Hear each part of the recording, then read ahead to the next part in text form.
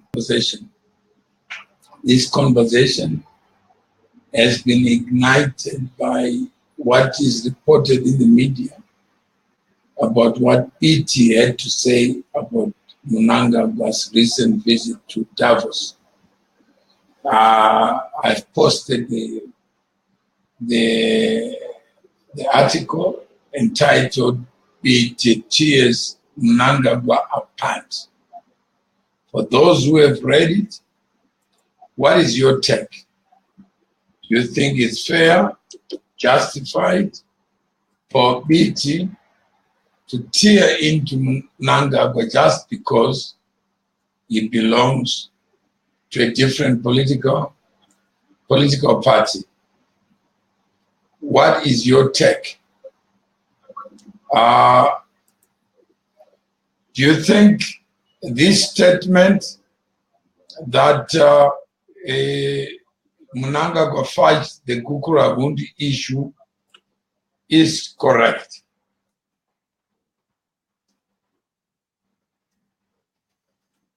I live like Biti that Mnangagwa fights. Okay. Do you believe, like Biti, that Mnangagwa fights the Gukurahundi issue, which even he himself knew is a matter of interest both to Zimbabwe and the world? Do you believe that the time in Zimbabwe should be defined in terms of your position with respect to Gukurahundi? That for you to qualify to be a president of Zimbabwe, invariably you must address the issue of the actors in Gukurahundi, their culpability, and whether they have been made accountable in 2018. In accepting this narrative, do you also agree that the issue of bygones be bygones cannot be relevant, appropriate, beneficial if this rear view mirror perspective is allowed to prevail? What is your take on this? Do you believe that Mnangagwa should have addressed the Gukurahundi issue? If so, his answer and your answer, how would they differ? What would you say to the Gukurahundi issue if you were the president of Zimbabwe today? Would you accept the version that Mnangagwa is using, or would you actually profile your own version of what this future should look like? Should you, like Mnangagwa, who is presumed to know more as a state actor than others, should he be made personally culpable and liable for what happened in the 80s in respect of Gukurahundi?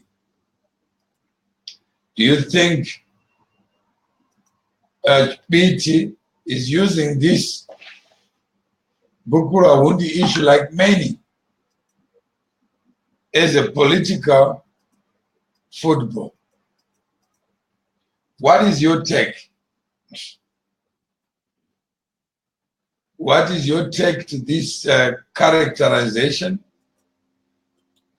of the Gukurahundi as a possible litmus test for anyone who wants to be president of Zimbabwe. It's your turn. Tell us your view. Alternate says, Anopenga Biti. Is it the case that actually Biti doesn't get it? Or Biti maybe understands more about the role of Gukurahundi in the present, in respect of the present day affairs of Zimbabwe and respect of the future trajectory of Zimbabwe. Should Mnangagwa be held culpable, liable for Gukurahundi? And how would the country and its people benefit from that culpability? What do you think about Gukurahundi in 2018 as a viable litmus test to judge and even exclude those who want to participate in politics of Zimbabwe? This is what says Mnangagwa wasted an opportunity to clearly present Zimbabwe to the world by dodging crucial issues that should have been cleared years ago. Mnangagwa addressed the World Economic Forum in Davos on Wednesday, where he was interrogated over several issues, including the contentious land question. According to the Standard, Biti argued that Mnangagwa could have used the chance to show the world how sincere he was in his efforts to revive the country's economy. How can you measure sincerity? Biti said by dodging the questions, he came across as someone with something to hide. Addressing well that issue could have put him in a better standing. He dodged whether he still wanted white farmers or not. And on Gukurahundi, he is presumed by Biti not to have answered the question. And I see some comments out there.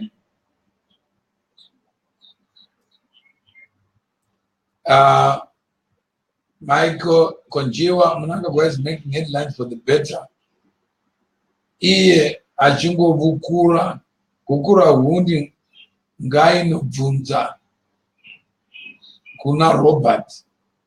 Why should we focus on the ghost of yesterday? How should we, how does it make us move forward opening closed wounds? Konjiwa Biti zero door for child. Mnangagwa dodged nothing. But Akangwara is a lawyer. Kwete Jana Biti issue. Do you think if Mnangagwa was not a lawyer, that would be different? Is he different because he's a lawyer? If it's so, who should be in government? The wise, the smart, and how should we elect them? Do you believe that Mnangagwa dodged? Do you believe that Mnangagwa dodged that question? Whether he still wanted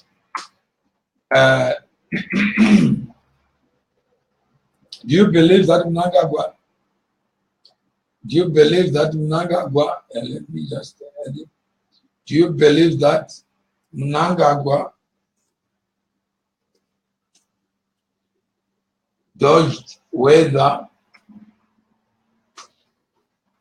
You believe that Mnangagwa dodged whether he still wanted white farmers or not? He, not the people of Zimbabwe. What should Mnangagwa have said, according to Tendai Biti? He couldn't answer whether he wanted international observers or not. That's another question. But on farmers, what do you think Mnangagwa should have said? Should he have said, Mnangagwa said, as the new administration, we don't think along racial lines. That's a philosophy of the past. Farmers are farmers. Those commercial farmers who happily integrated into our systems by agreeing to have their farms downsized according to ecological regions have remained. We value their skills, and the non-commercial farmers need to be trained and capacitated. It is a deliberate policy we are making. That's what Mnangagwa said. We don't believe in racial, we don't think along racial lines. This is Mnangagwa. Do you buy that? Do you buy this policy? What exactly is Mnangagwa saying?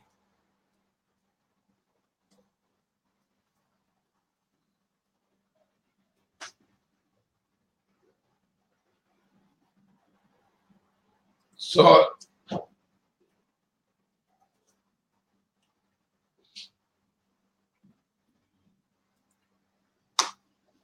okay, what is Mnangagwa saying?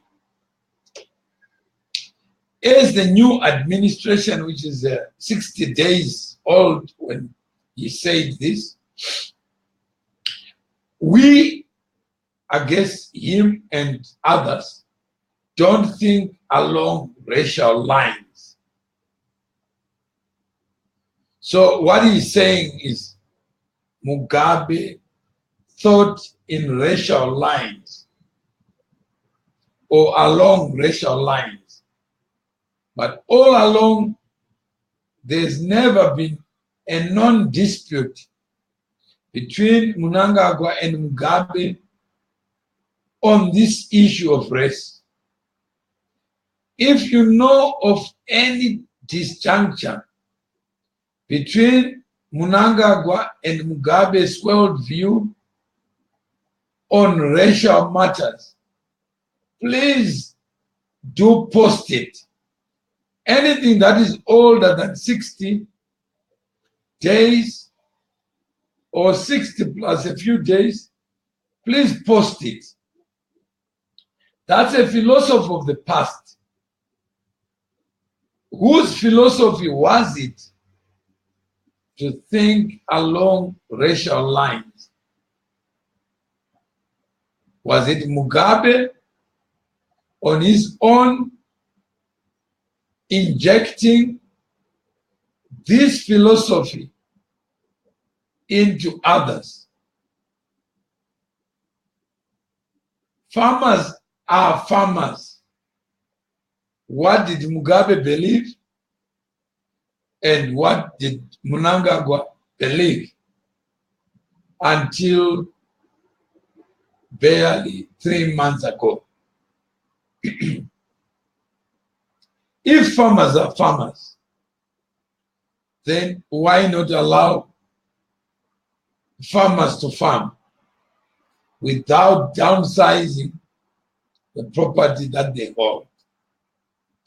Those commercial farmers who are happily integrated into our system. What is the system?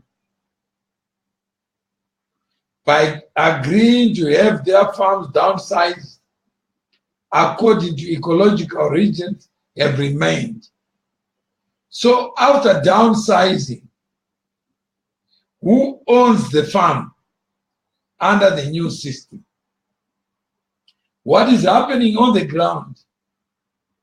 The people who downsized, did they lose their relationship with the object of value called land? We value their skills.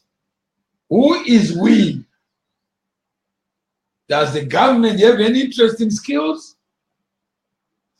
Who actually is the we? And the non-commercial farmers need to be trained and capacitated by who? Under this system. It's a deliberate policy we are making. And making, does it mean it exists? What exists in Zimbabwe today as policy, 60 plus some days after Mugabe's exit? What is the policy? Who knows what this policy is? Tendai, the system is land reform. Do you agree, Tendai, that the system, if it exists, it can be called Mugabe system?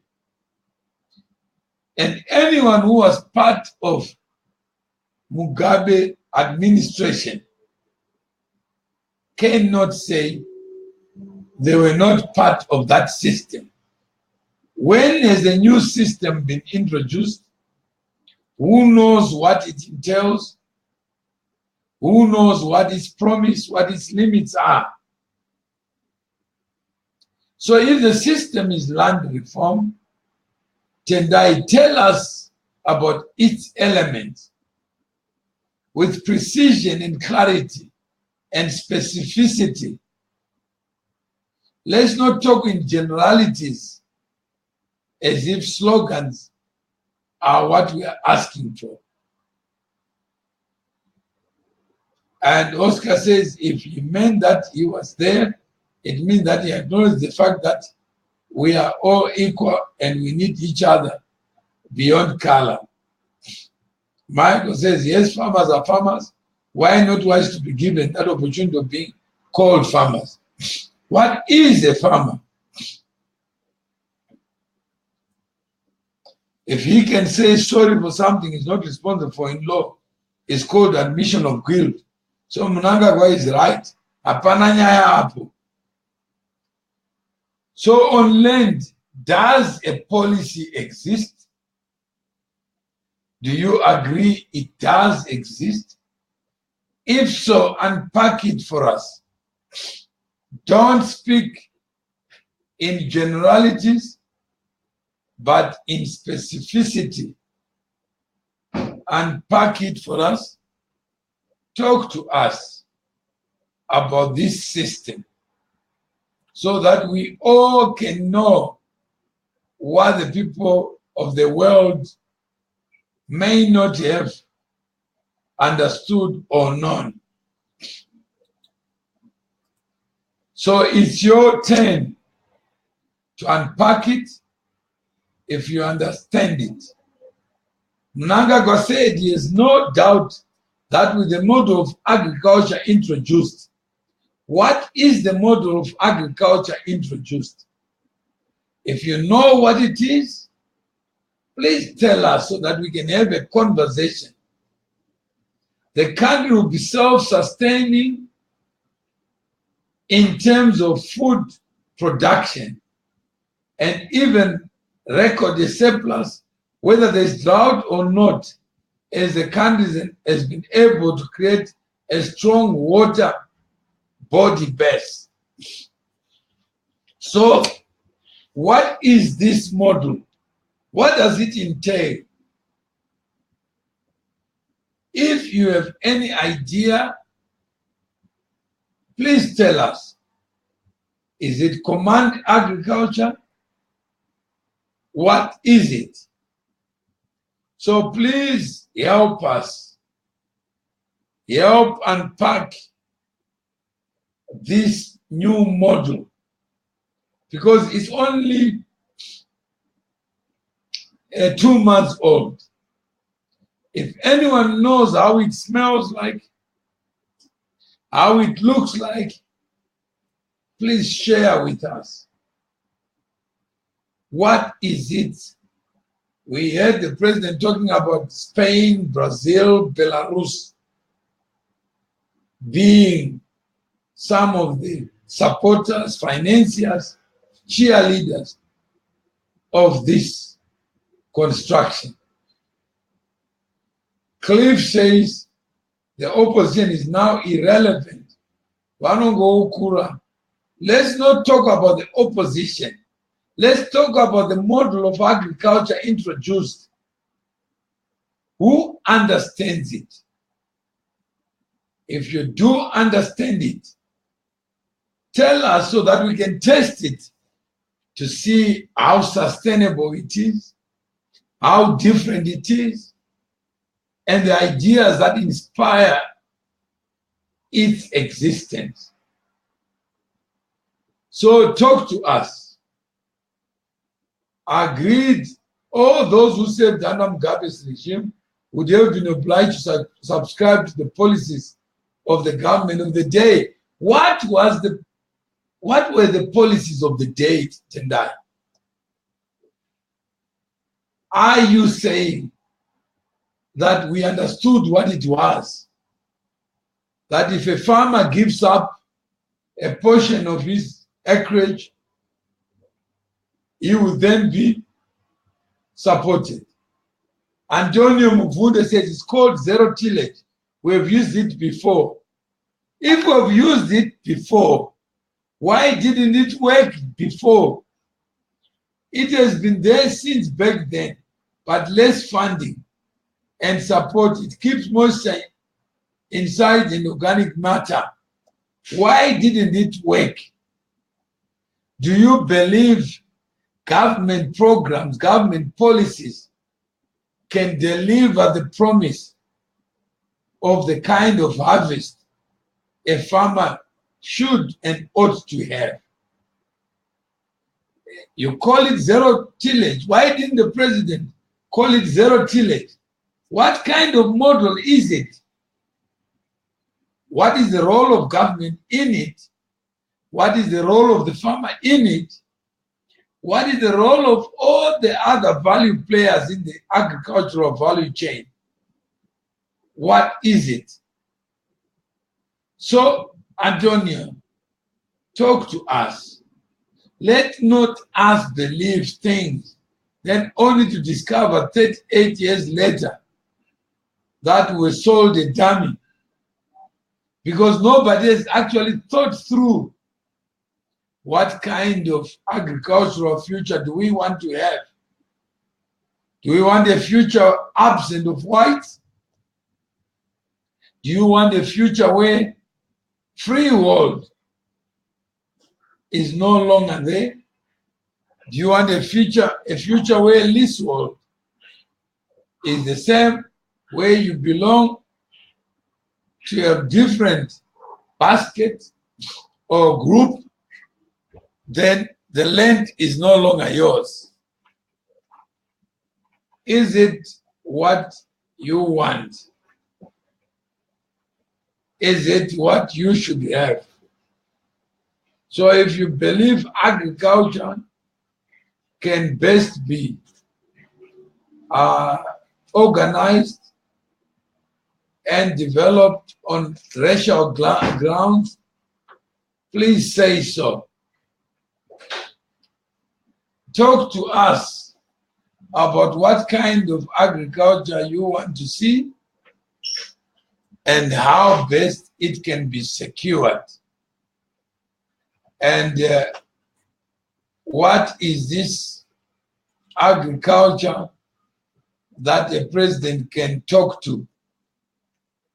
And should a president really be seized with the matters that farmers themselves can be seized with? what should be the role of a president in delivering the promise of dynamic, progressive, and forward-leaning agriculture. Should the president's job be to know everything and hear everything? What is your take? If you were to create a president, what kind of president would you want to see? Would you want to see a president who, in his head, however big it is, knows everything, hears everything, understands everything? Or you would want a president who knows as little as you know, who is as ignorant as you are, who is as foolish as you may be, and who has no obligation to be smart? So, this is your country. Do you think State House is the correct address of wisdom? If you were to give an address of wisdom and understanding, where would you place it? In State House or outside the houses of state? Would you be safer if your president is that address? How many presidents are accessible? How would you democratize access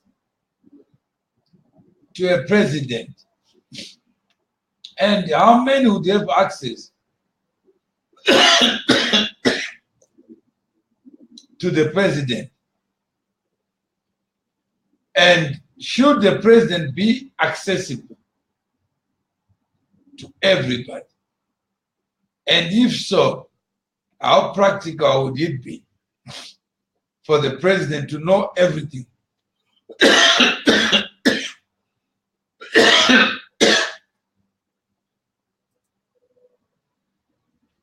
Government must sell a dummy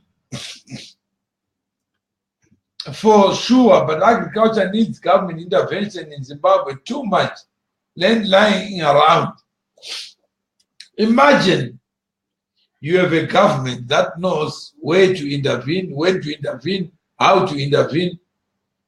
Would you trust that government? Who would elect such a government of wise people?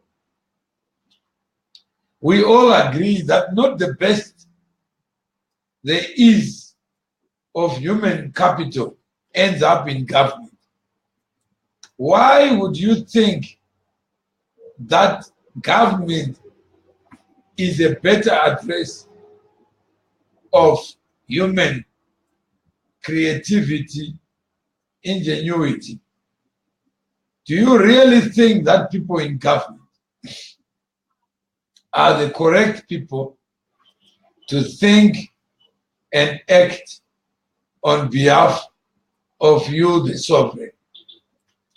President should generally be wise, I think, but mustn't be a person who knows it all, a deity, and must be feared a little and mustn't be accessible to everyone. It's unrealistic. So, would you want a person who is wise? And who would give the president wisdom? The president should listen to the people. If you were to listen to 1 million people, how many lives would you need to die to hear 1 million people and to speak to the aspirations of 1 million people? Really, do you think it would be fair and just for us to expect a president to be a retailer of political faith, to speak on all issues, to think about all that matters, and to act on all that needs action? Do you really think it would be fair that today President Mnangagwa is expected to be a farmer, an industrialist, a mining wizard, all the above, and remain human? Do you think it's just and fair for people to believe that one man can be possessed with a wisdom that is not to be found in any man? Do you really think it's realistic for Biti to expect Mnangagwa to be a genius, to know everything? And Biti says the presentation was a continuation of former President Robert Mugabe's terrain, and adding that he had to walk the talk. Mnangagwa must walk the talk. What must Mnangagwa do? It's very strange what we expect a human being like a president to do. It is unfortunate that we have a distorted understanding of what government is and should be. Why is it that we expect miracles out of human beings? This is what Biti says. How can we talk about investment when foreigners can't take a cent out of the country? That's what Biti says. That Mnangagwa should allow foreigners to take all the cents that they have. Is there a consensus in Zimbabwe that for you to be a good president, you must allow foreigners and locals to be divided? Take care of foreigners, allow them to take all the money that they've made in the country outside the country. And when there's no ease of doing business, who is going to make government easy to deal with?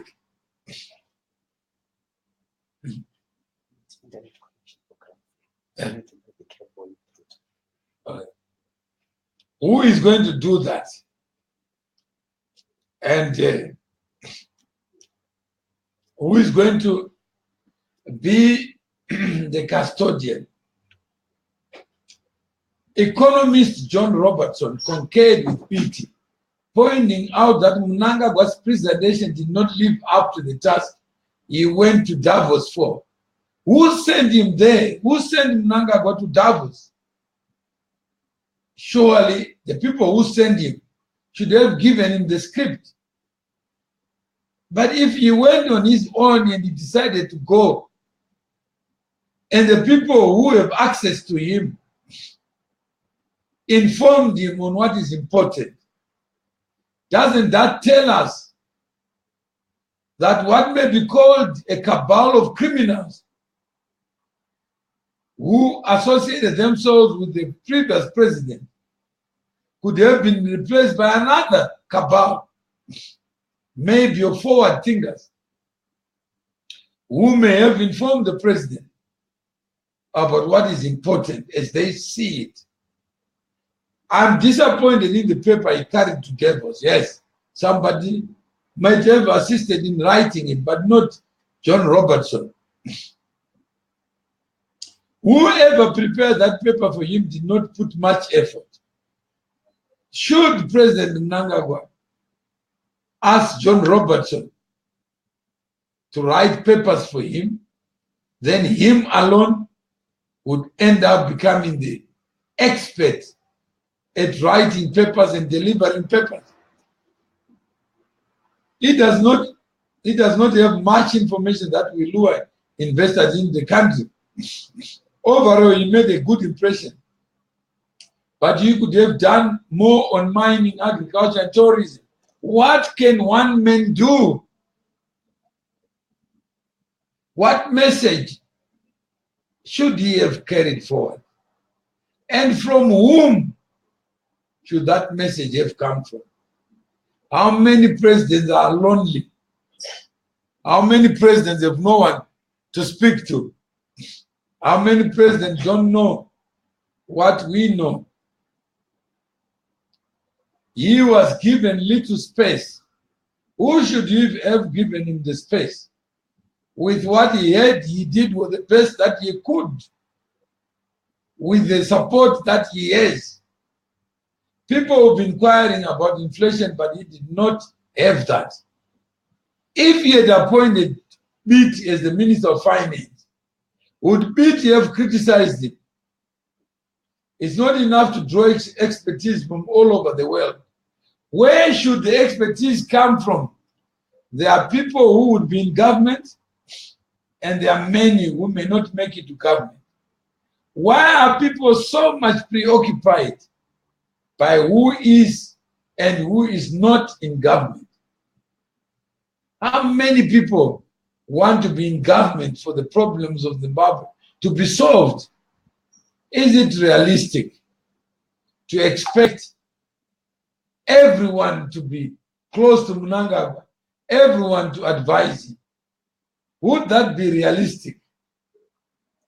Surely, any average mind would know what is realistic, what is attainable, and what is desirable. Tendai, the president, does not operate alone. He has ministers that he works with, ideally subject matter experts. Should ministers, Tendai, be experts? Who would appoint them? And who would know what they must know to do that which they don't know what to do about? The ministers themselves have permanent secretaries, the subject matter experts. Do you believe that permanent secretaries are experts? Do you believe that they are appointed based on expertise? Do you believe people in government should and are the addresses of expertise, wisdom, and understanding? Tendai, do you really believe that human beings can be experts of everything? Would you rather have a government of experts in government, or a government of experts not in government? Why do we always think that people in government know something they don't? Some of them become arrogant. Some of them become alienated from the people they derive their authority and legitimacy from. Antonio says the president should have some understanding of all key aspects, because you'll be administering the whole country. Yeah, Antonio. How would I be able to administer the whole country? Using what wisdom? Using what resources? Is it realistic that one person can have understanding of that which may never be understood? Because the future itself can never be predicted, understood by anybody. For all we know, Mnangagwa could lose the election. For all we know, the confidence that people have may be dissipated only to have coup number 2, coup number 3, whatever it is. Who knows what the future holds? So let us not put too much faith in things that we don't know anything about. How much does Zimbabwe owe the international community? And that's ED's, what is ED's position?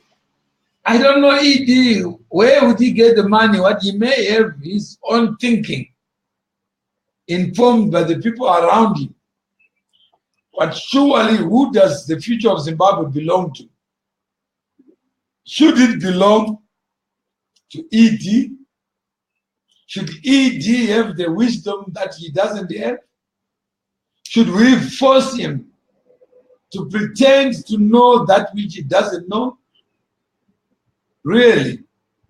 What kind of president do we want? An honest one who says, you have hired the wrong guy, you have elected the wrong guy, you have entrusted the wrong guy, because a wretch like me, I know not what I'm expected to know.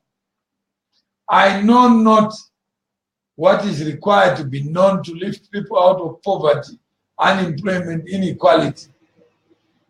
All I know is what I have experienced. All I know is in the past tense. Everything I do today is new to me. And it's a precedent. Never have happened before, but now I am in a position where people have the tendency of misunderstanding. How many of us misunderstand what the role of a president is and should be? How many of us pretend we know it and hallucinate, argue, share, and even pretend that we have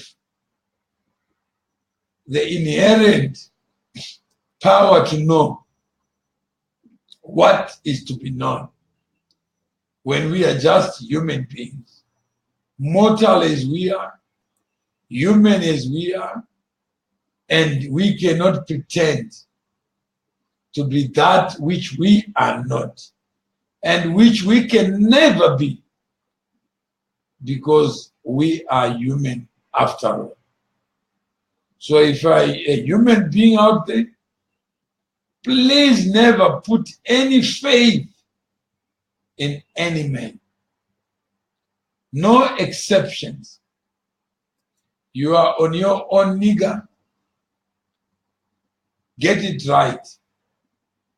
Life was never meant to be easy, that somebody would run it for you, would organize it for you, would administer it for you. If that is your thinking, that like Biti, who then goes after Mnangagwa the man, not after Biti the man, and wants Mnangagwa to pretend to know that which he doesn't know, that's dangerous. And let's exercise that idea of pointing a finger only to discover when Mugabe is gone, other people are saying, let him reincarnate, let him resurrect, only because they were not accommodated in the change they thought was theirs. Let us be realistic. Let us be real. Let us refuse to be minimalist, refuse to be forward-leaning, and refuse to be backward-leaning. Let us look up to what we can do. I think that the president who who does know is the one who turns out to the best. Though many people think otherwise. Brendan, I agree with you. Amazing grace, Newton wrote. How sweet the sound that saved a wretch like me. For I was once blind, now I can see that no man has a pin number to wealth that I can borrow. No man has the wisdom that I don't have to do the things that are within my passion and my interest. That no man chained in status or in prison can help me do the things that I want to do. That no man is smarter than me. No man can ever be what I can be if I choose to be that person. That no president, whether in Davos or in the mountain, in the valley, can pretend to substitute me, because I am the reason why a country exists. That when you multiply me, you don't multiply our intelligence. I remain me.